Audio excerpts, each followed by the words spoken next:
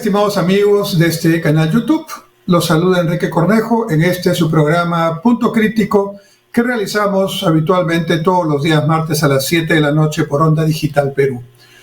Este programa se transmite en vivo y trata de discutir los principales aspectos de la coyuntura económica, social y política nacional e internacional.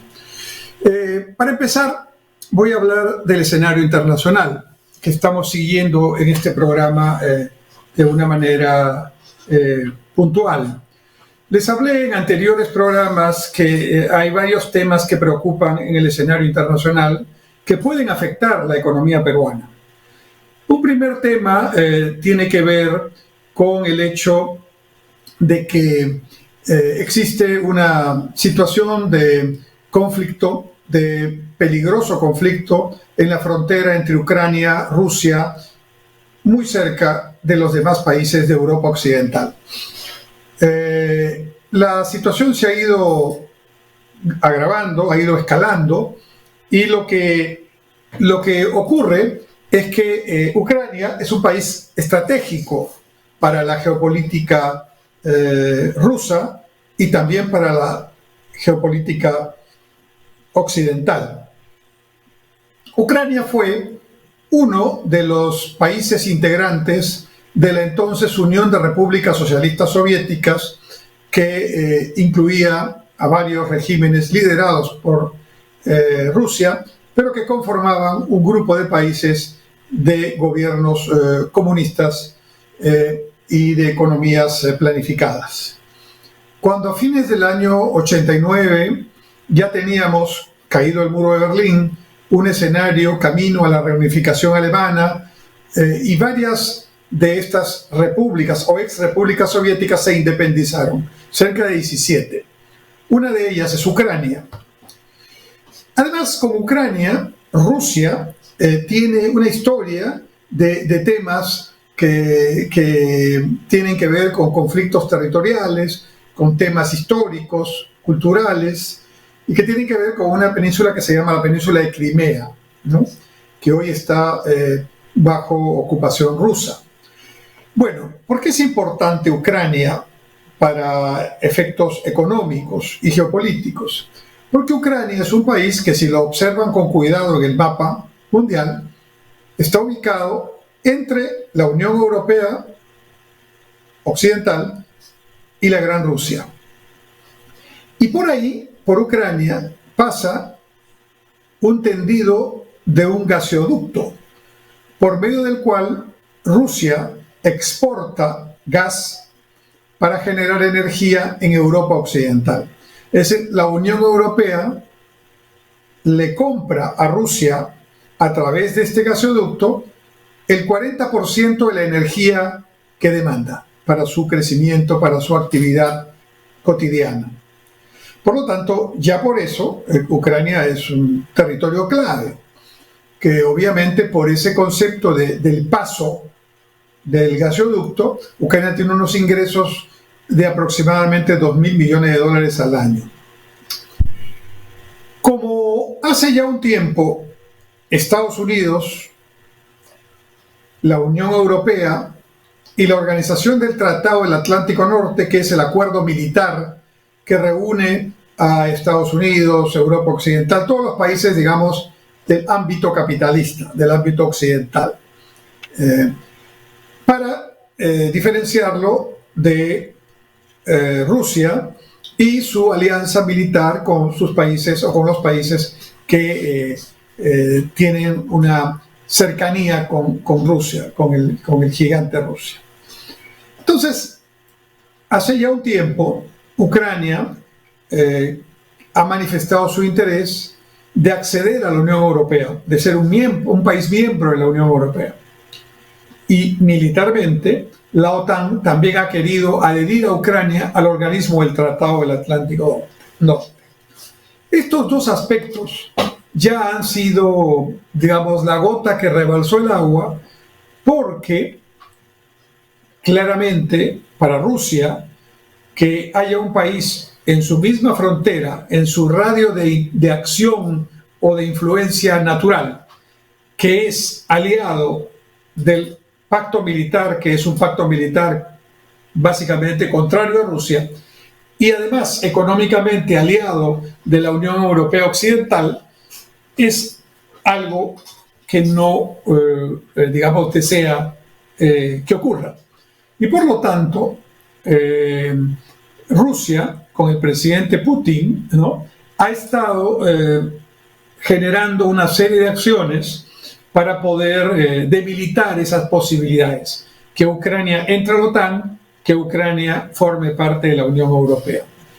De hecho, cuando la Unión Europea tomó la decisión de incorporar a Ucrania, la crítica rusa fue tan grande que hubo que desalentar y digamos, retroceder en ese empeño por parte de la Unión Europea.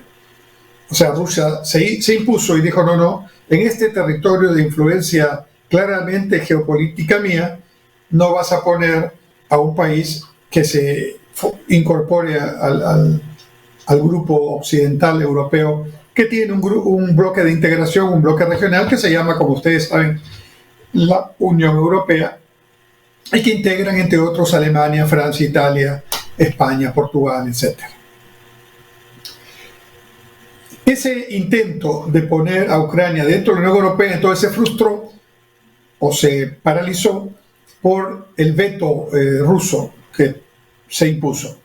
Pero en años recientes también se ha estado hablando de que Ucrania podría formar parte como actor protagónico, socio participante, país integrante del acuerdo militar de la Organización del Tratado del Atlántico Norte, OTAN. Y esto ya es un elemento, al igual como lo fue el tema de la posible adhesión a la Unión Europea, que considera a Rusia inaceptable para su política exterior. Vamos a ponerlo en estos términos.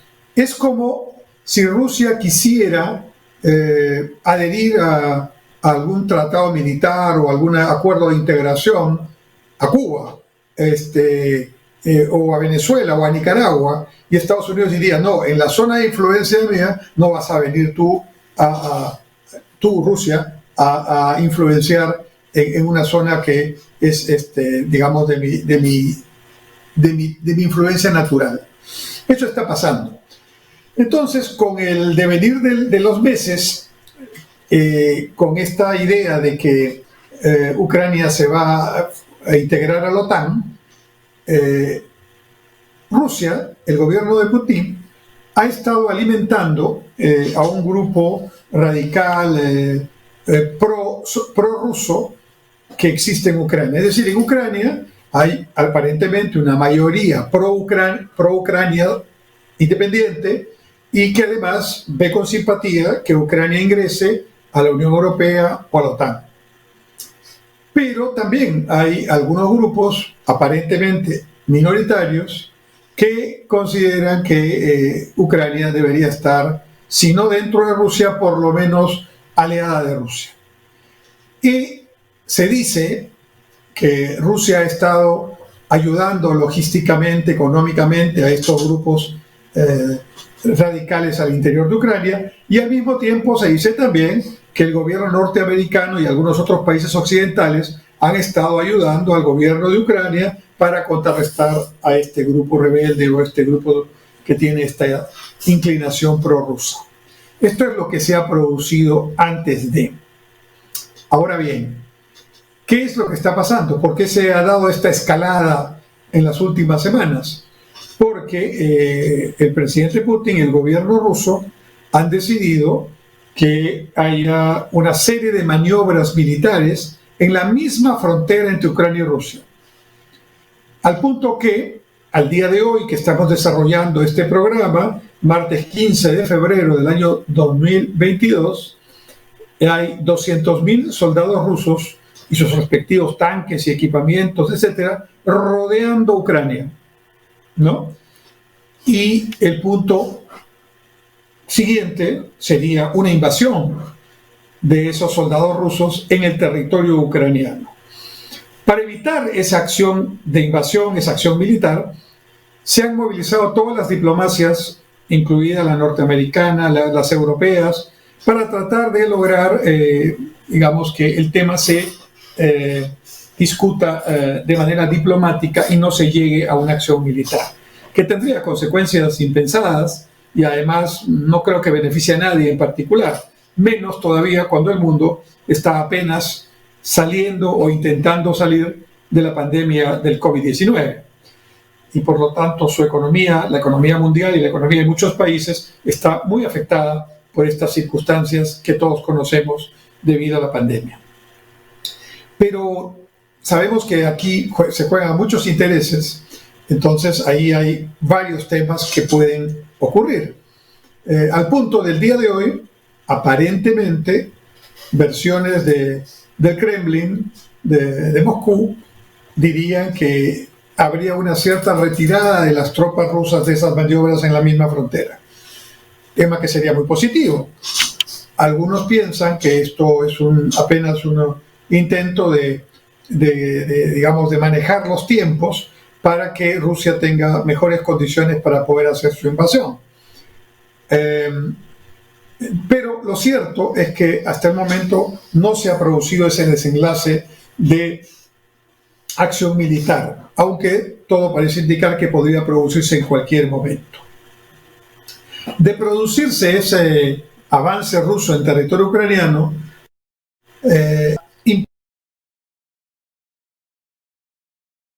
implicancias que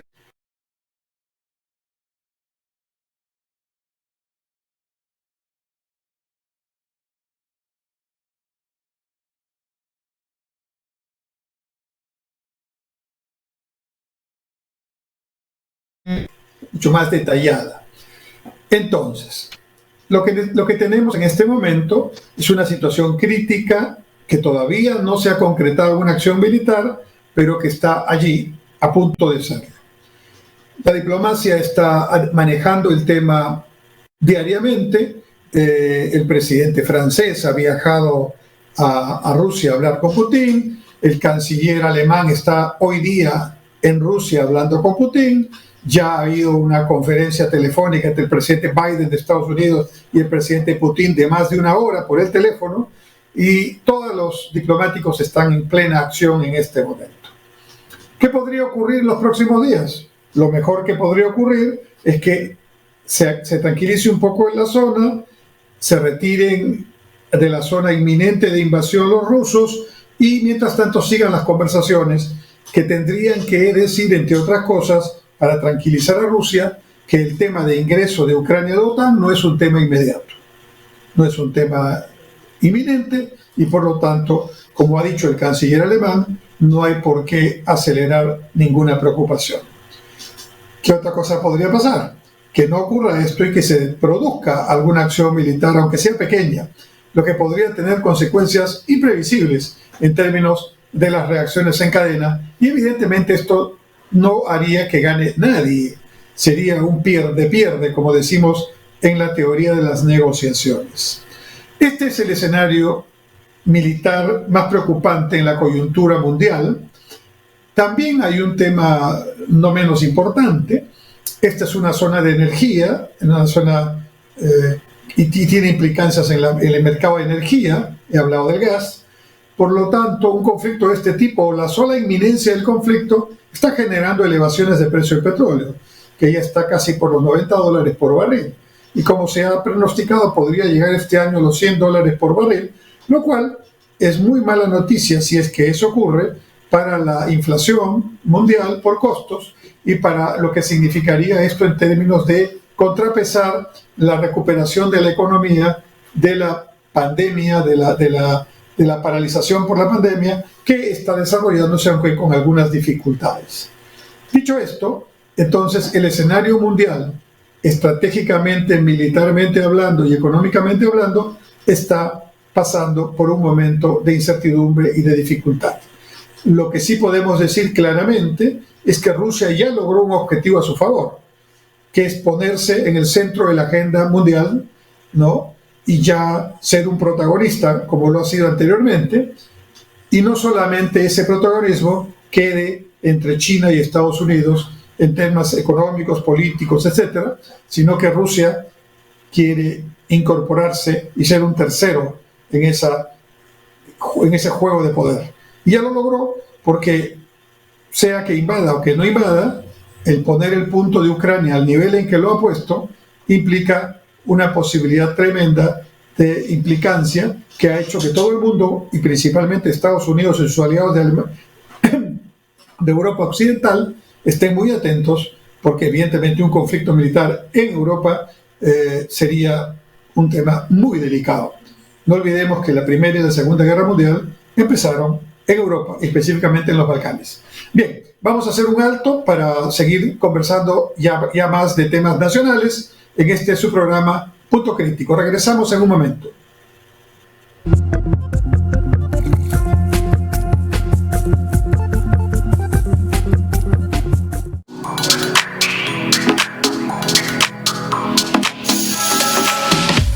Hola, soy Adelaida Noriega Cabrera. Recuerda que tienes una cita íntima conmigo, pero ahora en un nuevo horario, los días lunes de 7 a 8 y los jueves de 8 a 9 de la noche. Déjame tus inquietudes, tus preguntas al WhatsApp 9999-03150. No te olvides, tenemos una cita íntima.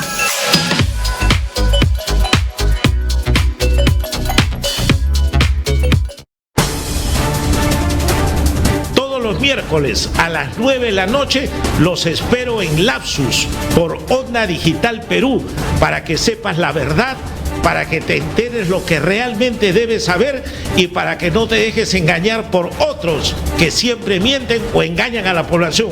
Lapsus, Onda Digital Perú, miércoles 9 de la noche.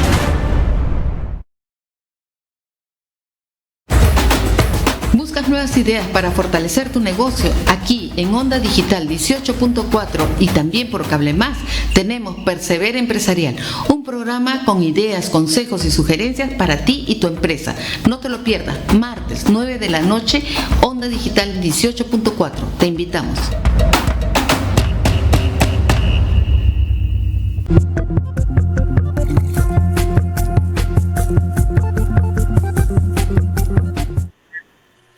¿Cómo están, estimados amigos? Volvemos en Punto Crítico, su programa por Onda Digital Perú. Habíamos estado hablando del escenario internacional y brevemente hablé de dos temas, sobre todo de uno de ellos, la tensión política y ojalá no militar en la frontera entre Ucrania y Rusia, que sigue generando mucha preocupación, y el incremento del precio del petróleo, que es un tema que mundialmente tiene un impacto y también tiene un impacto sobre la economía peruana. Muy bien. Vamos a pasar ahora a hablar un poco más ya del tema peruano, del tema nacional. En este punto, quiero hablar hoy día del tipo de cambio en el Perú. Cuando el año pasado, hacia septiembre del año pasado, el tipo de cambio del dólar en términos de soles sobrepasó los 4 soles por dólar, ¿no? Llegó incluso a 4,1. La situación, digamos, política en el Perú, más otros factores internacionales, pero principalmente la situación política en el Perú, llevó a explicar semejante incremento. El tipo de cambio peruano, en términos de soles por dólar, había estado felizmente estable durante cerca de 20 años. Ha sido uno de los tipos de cambio más estables de la región. Y solamente ha sido alterado por la turbulencia política que generó el inminente triunfo electoral del Partido Perú Libre con el señor Pedro Castillo como candidato, con un discurso extremadamente radical, de izquierda, camino a un cambio de constitución incierto, y al mismo tiempo con discursos y fraseos que solo llamaban a los mercados, a los inversionistas y a los propios peruanos a pensar que todo lo que se había avanzado en términos económicos se iba a perder. Y entonces todos empezamos a tomar medidas precautorias para esa circunstancia. Cuando el presidente Castillo oficializó ya su presidencia, fue instaurado, juramentó, y entonces empezó su gobierno, todavía esa situación se agravó un poco más porque el primer gabinete del presidente Castillo fue liderado por el congresista Bellido, que es un congresista de Perú Libre del ala radical, que tiene un pensamiento tan o más a la izquierda y con estos conceptos ideológicos desfasados que escuchamos todos los días, y por lo tanto el temor de que se acelerara eso que se había pensado que podía ocurrir empezó a ser generalizado, y el tipo de cambio reflejó esa situación. Pero al mismo tiempo ocurrían también hechos nacionales e internacionales. Se elevó el precio del petróleo, y con la elevación del precio del petróleo se elevó el costo del transporte marítimo y los fletes de todo tipo. Al mismo tiempo se elevó el precio de los commodities de todo tipo, y esto tiene dos efectos para el Perú. Cuando se suben los commodities, nos beneficiamos de los commodities que exportamos, en este caso básicamente minerales y harina de pescado, pero nos perjudicamos en los commodities que importamos, que son básicamente alimentos, en este caso trigo y maíz importado, los principales. Entonces, estos efectos internacionales también contribuyeron a ese 4,1 soles por dólar que llegó a costar el tipo de cambio correspondiente hacia septiembre, octubre del año 2021. Cuando cayó el gabinete Bellido y vino el segundo gabinete, y cuando vino el gabinete de la señora Vázquez, un poco el tema se aquietó, pero ese segundo gabinete, si bien tuvo un periodo de resistencia o de permanencia mayor que el primero, claramente no evitó que siguiera la desconfianza, básicamente por errores del gobierno y particularmente del presidente Castillo. Entonces, la incertidumbre continuó, pero luego vino ya la crisis del gabinete de la señora Vázquez, un gabinete fallido que no duró más de una semana, con un señor Valer, un congresista Valer, y finalmente el cuarto gabinete que tenemos en este momento, sobre el que haré un comentario en la última parte del programa. Pero yo quiero hablar del tipo de cambio. Entonces, en este momento, el tipo de cambio ha bajado casi un 10%. Es decir, estamos hablando de que estamos con un tipo de cambio que está alrededor del 3,7 y algo, bordeando el 3,8, bajando a 3,7, por ahí, del 4,1 que estaba, ¿no es cierto? Es una reducción importante. No se ha reducido todo para ponernos al nivel pre-gobierno Castillo, pero sí se ha reducido de manera importante. Entonces, la primera pregunta es, ¿por qué se está produciendo esta reducción? Si el gobierno del presidente Castillo no ha mejorado, ni ha bajado, la desconfianza. En realidad, ha subido la desconfianza, como lo muestran las principales encuestas de opinión pública que las diferentes encuestadoras hacen. Ahí no hay ninguna diferencia. Sigue creciendo la impopularidad del presidente Castillo debido a sus desaciertos, de su falta de liderazgo y de la incompetencia con que nombra ministros que luego son, por su propio currículum o por su falta de experiencia o por sus antecedentes, rápidamente criticados y evidentemente terminan saliendo de esos encargos. Entonces, curiosamente, en este momento, el tipo de cambio que había subido el año pasado, en parte por la incertidumbre política generada por el gobierno del presidente Castillo, en este momento, digamos que ese impacto ya está metido dentro del tipo de cambio. Podría ser un impacto mayor del lado político, sí, si termináramos en una transición inesperada, adelantada, a un nuevo gobierno, si se vaca el presidente, si renuncia el presidente, o si siguen las disputas con nuevos gabinetes y el Congreso no acepta y el Ejecutivo está pues en una situación bastante estable. Podría eso complicarse, pero ese no es el problema en este momento. Ese no es el principal factor que está influenciando para la caída del tipo de cambio. La caída del tipo de cambio que estoy comentando se debe básicamente a factores externos. También en algunos factores internos, pero lo que pasó el año pasado era al revés. eran factores internos básicamente y también factores externos. Ahora la caída es por factores externos básicamente y también por algunos factores internos. Quiero explicar cuáles son estos factores. Lo primero que está pasando es que la economía norteamericana, donde se emite el dólar, que es la moneda oficial de los Estados Unidos, pero al mismo tiempo es una moneda de curso mundial, está en una situación de alta inflación. En Estados Unidos en este momento hay una inflación superior al 7% anualmente, y eso es muy alto para Estados Unidos. Entonces, el Banco Central de los Estados Unidos se llama el Sistema de la Reserva Federal, FED por sus siglas en inglés, FED, la FED le llaman. La FED tiene que actuar frente a esta inflación. Había ya elevado sus tasas de referencia, las tasas que cobra el Banco Central a los bancos norteamericanos, ¿no?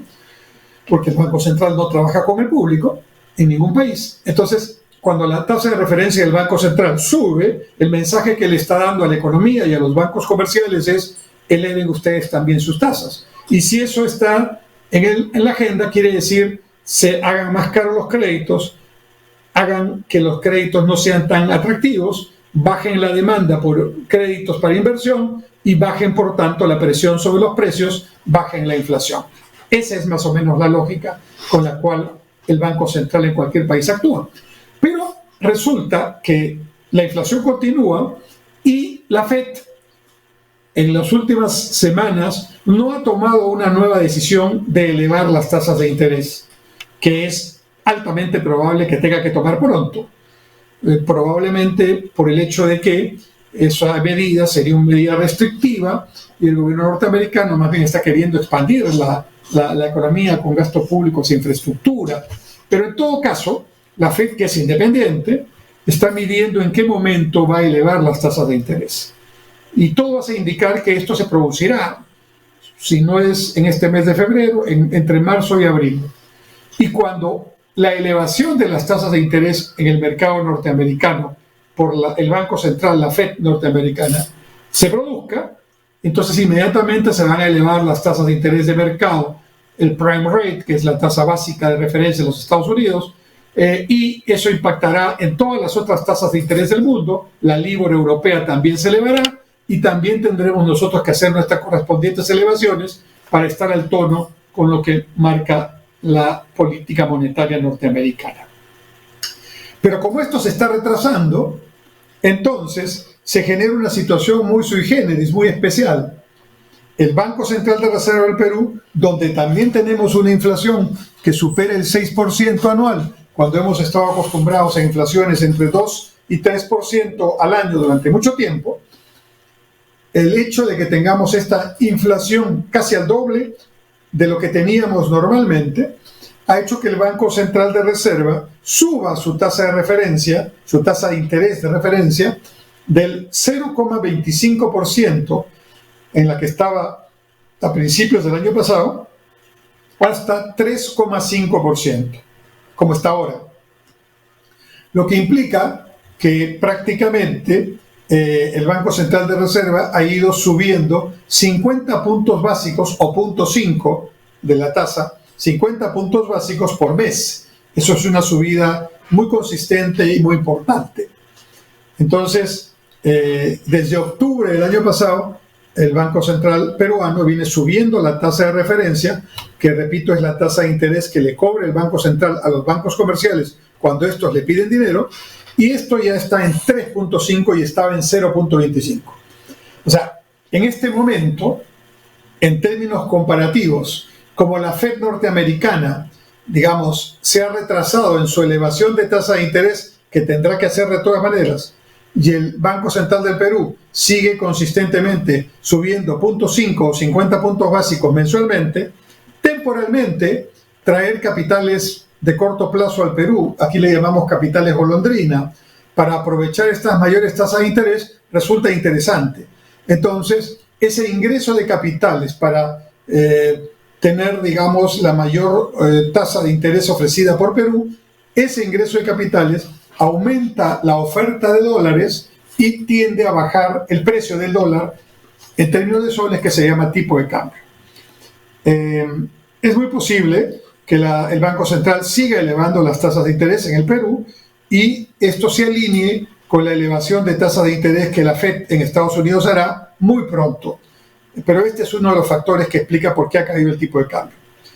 Lo segundo es que el tipo de cambio en el Perú también está cayendo porque otro elemento que está incrementando la oferta de dólares son los mayores precios internacionales que tienen nuestros productos de exportación y principalmente los productos mineros de exportación. Estamos, por razones de la recuperación de la pandemia, por las políticas que está siguiendo China y Estados Unidos de reactivación de sus economías, ¿no?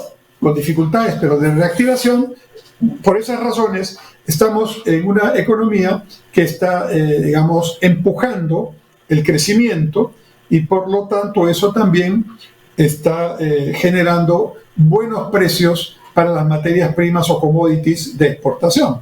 Ya lo mencioné. Entonces, el Perú está recibiendo, por la misma cantidad de exportaciones de minerales que está haciendo, más dinero, más dólares, porque los precios han subido. Esto es temporal, esto no va a ocurrir siempre. Se supone que esta tendencia va a continuar en el primer semestre de este año, pero se supone que ya no va a ser tan atractiva a fines del año 2022. Entonces, una segunda razón importante por la que el tipo de cambio está cayendo es porque están ingresando más dólares que los previstos originalmente por concepto de nuestras exportaciones mineras y otras, pero principalmente las mineras, ante la elevación de los precios internacionales de estos productos en los mercados correspondientes. Por otro lado, un tercer factor que importa aquí es que en el año 2021 vamos a crecer alrededor del 13%. Perdón, sí, un poco más del 13%. No ha salido todavía la cifra oficial del INEGI, pero ya se puede estimar que será 13 y algo. Lo que significa que en el año 2021 la economía peruana rebotó de la caída impresionante de más de 13 que tuvimos en el año 2020 y hemos recuperado esa caída y nos hemos puesto nuevamente cerca o en el nivel que teníamos antes de la pandemia del 2019. Sin embargo, lo que está pasando es que ya desde hace algunos meses y confirmado en enero de este año 2022, el tipo de crecimiento está bajando. En los últimos 8 meses ha sido un crecimiento menor al 2%. Entonces tenemos una desaceleración del crecimiento en los últimos tiempos, lo que indicaría que, como lo pronostican los economistas y analistas financieros nacionales e internacionales, el crecimiento del Perú va a ser positivo este año 2022, pero mucho más pequeño que el 13 y algo que conseguimos el año pasado. Algunos hablan de 3,2%, otros hablan de 2%, pero estaremos por ahí. ¿Y eso qué significa? Si crecimos 13 en el 2021 y 2 o 3 en el año 2022, quiere decir que vamos a demandar menos importaciones de insumos, de bienes de capital, de bienes intermedios, de tecnología, para poder sostener ese mayor crecimiento. O sea, obviamente un crecimiento de 13 requiere más importaciones para lograr crecer a ese nivel, porque para poder, digamos, producir hay que traer insumos, hay que traer materias primas en algunos casos, hay que traer bienes intermedios, maquinaria, equipo, tecnología, etc. Si no estamos creciendo al 13, sino al 2 o al 3, lógicamente estamos prácticamente a la cuarta parte de lo que crecimos el año pasado y las importaciones entonces han disminuido. Eso significa que las importaciones, al disminuir, disminuyen también la demanda de dólares. Y eso hace que temporalmente también haya una menor demanda de dólares junto con una mayor oferta de dólares, y por un efecto de oferta y demanda, lo que está pasando es que el precio está cayendo. Menos demanda, más oferta. Un cuarto factor que está explicando esta caída temporal del tipo de cambio se refiere a que, digamos, la economía peruana tiene también una estacionalidad en los meses de marzo y abril. ¿Por qué? Porque entre marzo y abril las empresas en el Perú y las personas naturales que pagan impuesto a la renta, ¿no? O tienen que regularizar el impuesto a la renta con las rentas declaradas del año anterior. La regularización del impuesto a la renta se hace entre marzo y abril. Pero los impuestos se pagan en el Perú en soles, no se pagan en dólares. Y digamos que entonces, entre marzo y abril, va a haber una importante demanda de soles, tanto de las empresas como de las personas naturales que pagan impuestos, para poder cumplir con el pago de impuestos, cumplir con la regularización que se hace en ese periodo. Lo cual va a significar que muchos que tienen stocks en dólares van a venderlos para convertirlos en soles, y esto va a significar una presión nuevamente hacia abajo del tipo de cambio, del dólar con respecto al sol peruano. Por lo tanto, lo que podemos decir es que temporalmente el tipo de cambio está bajando más por razones externas que por las internas, que este tema se mantendrá en las próximas semanas, que el tema político, curiosamente, no es el que está marcando la mayor importancia, no es como dicen algunos congresistas de Perú Libre, el tipo de cambio está bajando porque ya la población y los inversionistas confían en el gobierno de Castillo. No, nada más alejado de la verdad. Es simplemente una circunstancia que no maneja el presidente Castillo ni su gobierno, por circunstancias internacionales externas que estoy explicando, se dan esta curiosa situación. ¿Qué es lo recomendable? Si usted tiene dólares, guárdelos, ¿no? No es momento para vender dólares cuando el tipo de cambio está bajando. Si usted tiene ahorros en soles que no va a usar en el próximo año, que no va a usar en el cortísimo plazo, es un buen momento para comprar dólares. Imagínense, si usted está comprando a 3,7 y algo frente al 4, es una buena diferencia por el monto que compre de dólares en soles.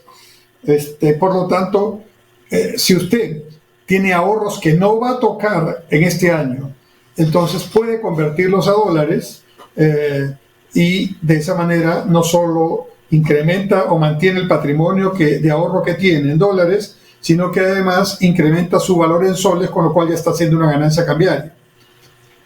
Pero no lo haga, o sea, no destaque soles para comprar dólares. Si esos soles usted los necesita dentro de un mes, 2 meses, 3 meses para hacer alguna transacción, para pagar los impuestos, para lo que sea, eso no tendría sentido, porque usted por la diferencia cambiaria no va a ganar, va a perder. Y la regla es así: si usted tiene ingresos en dólares y gastos en dólares, compre dólares, tenga dólares. Si usted tiene ingresos en soles y gastos en soles, salvo que quiera ahorrar, no tiene por qué estoquear dólares para poder gastar en soles, porque cuando usted los cambia a soles, va a perder parte de la ganancia que obtuvo cuando los compró los dólares. Espero que esto se haya entendido. En otras palabras, el tipo de cambio puede que se mantenga en estos niveles, no creo que baje más, ni creo que suba estrepitosamente como ha estado el año pasado, salvo que haya factores internos extremos que no manejamos, pero que pueden ocurrir, y factores externos complicados que no manejamos, como por ejemplo que escale el conflicto en Ucrania y se convierte en un conflicto militar, que el precio del petróleo pasa de los $100 por barril, o que haya algún otro efecto en la economía mundial que ejerza una influencia sobre todo el resto de países. Mientras tanto, lo que sí es cierto es que ese tipo de cambio menor al que teníamos el año pasado no es producto de que el mercado está diciendo qué bueno está el gobierno del presidente Castillo. Eso no es así, como espero haberlo explicado bien en esta parte. Vamos a hacer un alto y volvemos con la última parte del programa Punto Crítico por Onda Digital Perú.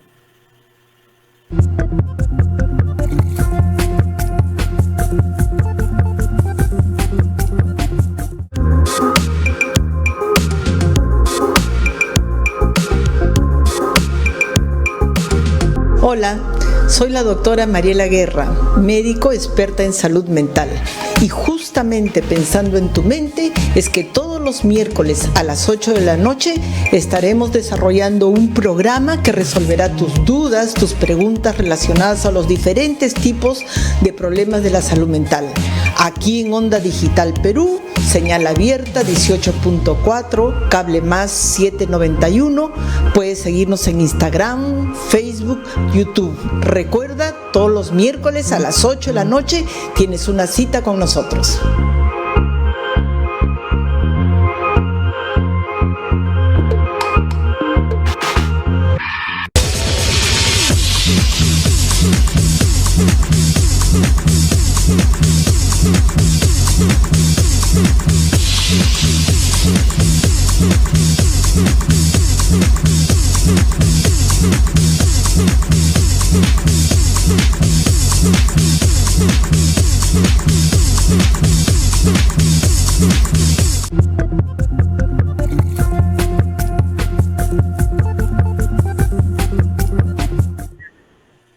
Gracias, estimados amigos. Entramos al último segmento de nuestro programa Punto Crítico. En el primero hemos hablado del escenario internacional, político y económico. En el segundo hemos hablado de las razones por las cuales está cayendo el tipo de cambio, y espero que haya sido ilustrativo para que ustedes tomen sus decisiones, las que más les convengan en este tiempo.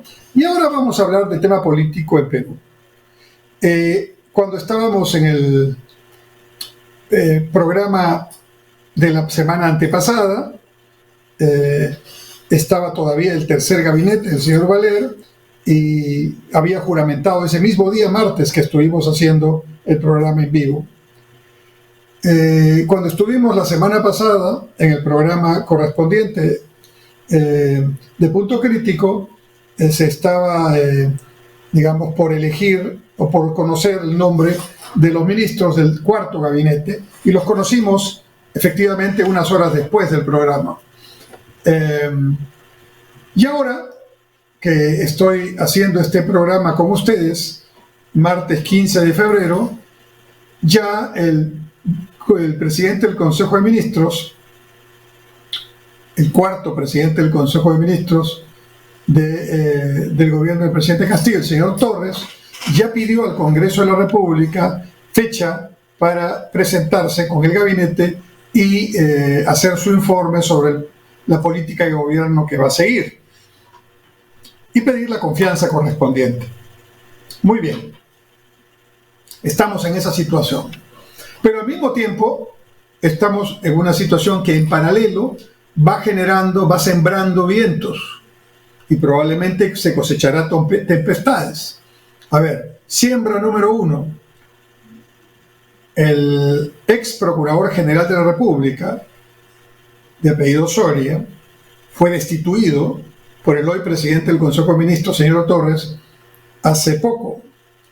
Y a decir de muchos abogados constitucionalistas, su destitución no siguió el debido proceso y fue en contra de la Constitución. Y por lo tanto, cuando un ciudadano, cualquier ciudadano, un sistema democrático, considera que sus derechos constitucionales han sido violados, pues puede ejercer una acción de amparo ante el Poder Judicial contra la decisión que se tomó. El ex procurador general de la República ha interpuesto una acción de amparo en el Poder Judicial contra su destitución, y por lo tanto el juez de turno que está viendo este tema acaba de determinar que se admite a trámites, así se llama, la solicitud de acción de amparo, y se corre traslado al gobierno, que es el demandado, para que en un tiempo de 10 días tome nota de la demanda y prepare la defensa correspondiente del Estado, para llevar a cabo seguramente la audiencia, donde ambas partes sustentarán cada una sus puntos de vista, sus planteamientos. Esa es la primera siembra.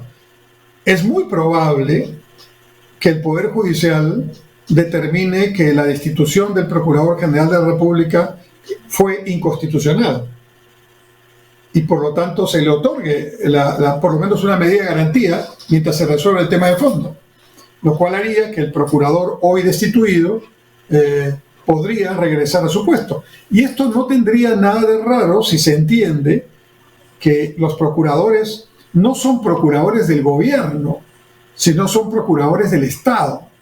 Y consecuentemente tienen la autonomía necesaria y la facultad correspondiente para generar sus acciones en representación y en defensa del Estado sin tener que responder políticamente al gobierno de turno, aun cuando se le haya nombrado dentro de ese gobierno. De hecho, el ex procurador Soria fue el que denunció al presidente Castillo por algunos de los hechos que conocemos públicamente. Y bueno, eso no fue del agrado del gobierno, pero digamos que la Procuraduría justamente había cambiado en la concepción de cómo funciona y lógicamente se ha atentado contra esa autonomía, esa independencia, ese manejo independiente del gobierno que en este caso no se ha permitido. Sí que sería muy posible que el Poder Judicial falle en contra del gobierno y esto pondría políticamente en muy mala situación al hoy Premier Aníbal Torres, porque él fue, como ministro de Justicia entonces, quien tomó esta decisión luego de hacer declaraciones sobre el tema que también fueron inoportunas e inadecuadas.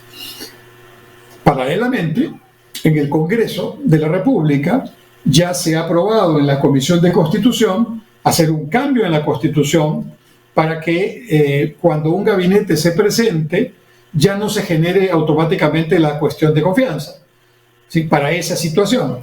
De manera tal que si eso prosperara y llegara a aprobarse en las dos legislaturas que corresponden para hacer el cambio constitucional, entonces ya el gobierno, el Ejecutivo, perdería su bala de plata. Acuérdense que con dos no confianzas desde el Congreso, el Ejecutivo puede cerrar el Congreso. E incluso con una interpretación de ese artículo constitucional, el presidente Vizcarra, entonces, recordarán, cerró el Congreso y llamó a elecciones para un nuevo Congreso.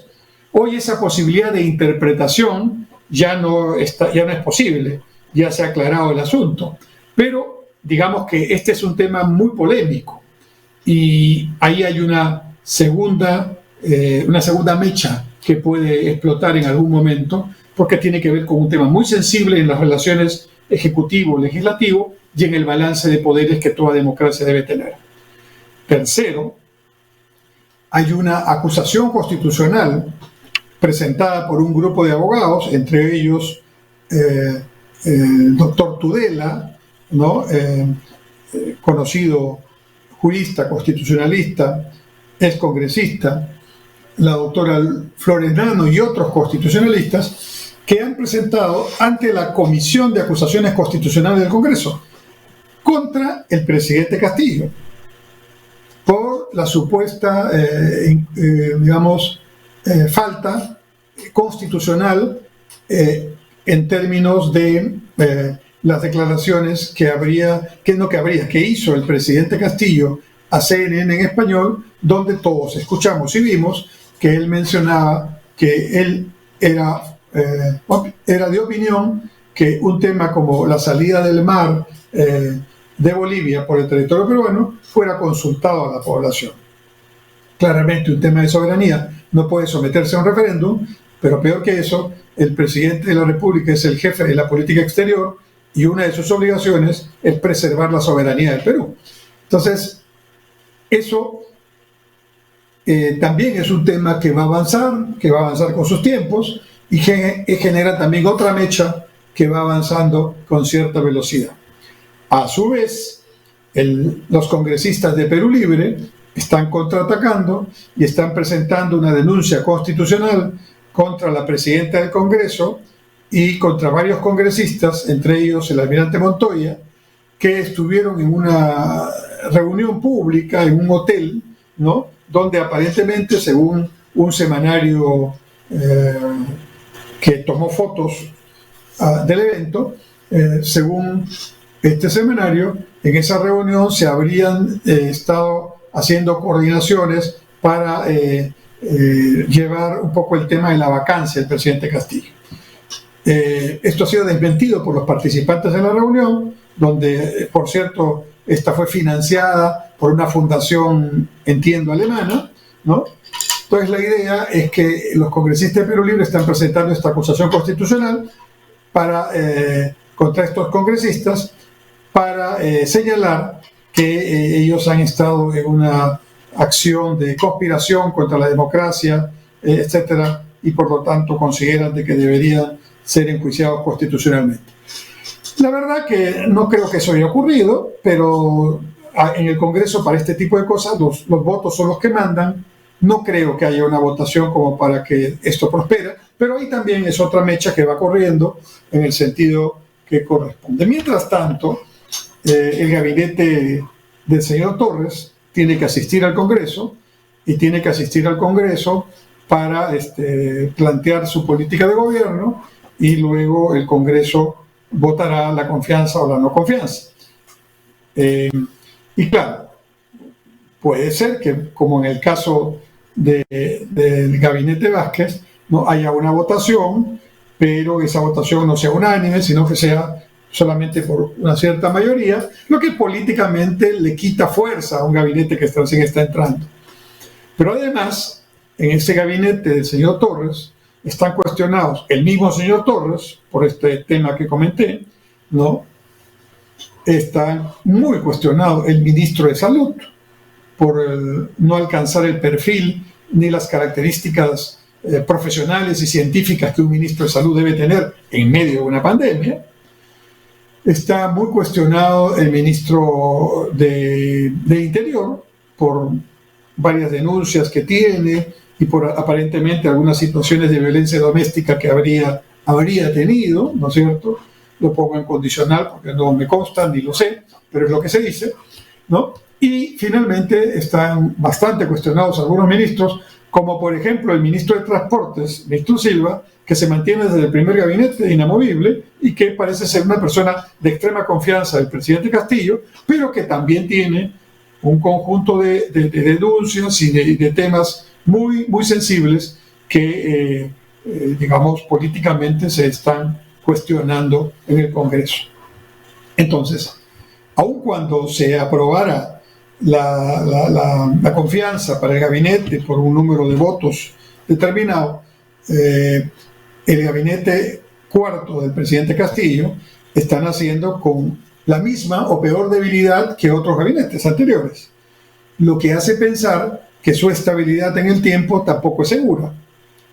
Y la pregunta que nos tenemos que hacer aquí es: el Perú, los peruanos, nuestra sociedad, nuestra economía, nuestras instituciones, ¿pueden soportar 6 meses como los que hemos tenido hace poco? Donde en 6 meses hemos tenido 4 gabinetes, en muchos ministerios 4 ministros, o en algunos hasta 5 ministros, ¿no? Y en la mayoría 3, ¿no? Realmente es una inestabilidad muy grande y también es una situación que lleva a la no toma de decisiones, porque así como los ministros están a cada rato cambiando, los viceministros también están renunciando o no se están nombrando, y en esa falta de generales y de coroneles, los capitanes, tenientes y sargentos tampoco están tomando decisiones, y consecuentemente esta situación empieza a generar problemas serios de consistencia, de estabilidad en todo orden de cosas.